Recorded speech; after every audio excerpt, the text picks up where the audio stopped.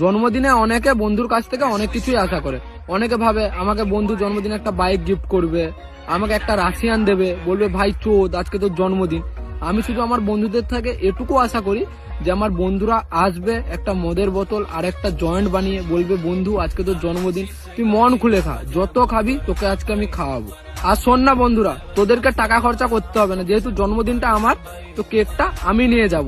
তোদেরকে গাঁড় মারাতে 5 জন মিলে 50 টাকা করে চাঁদা তুলে একটা 200 টাকার কেক, একটা টুপি আর একটা ফেদার মতন স্প্রে এনে একটা মোমবাতি জেলে আমার গাঁট জ্বালানোর কোনো প্রয়োজন নেই, বুঝলি তো।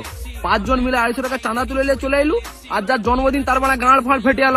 মদ খাবি, এটা খাবি, ওটা খাবি, বলবি জন্মদিনে। অন্য দিন মানে 750 একটা খেলে তোদের 6 লোকে হয়ে যায়, আর জন্মদিনের দিন তোদের 2টা লাগে, তোদের একটাতে হয় না। বলে ভাইয়ের জন্মদিন মন পচিয়ে খাবো গাঁড় মারতে। যার জন্মদিন তার ভয়ে বানা টেনশন বিচি বিচি আউট হয়ে যায় যে আজকে আমার জন্মদিন আসারে ফেসবুকে ডেট ফেট চেঞ্জ করে দিয়ে, নাহলে বন্ধুরা গাঁড় ফাড় মেরে দিবে।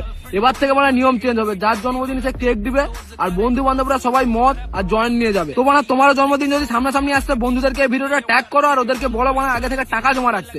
জন্মদিনের দিন যদি বলে না ভাই কাছে টাকা নেই, সেটা বললে কিন্তু হবে না ভাই।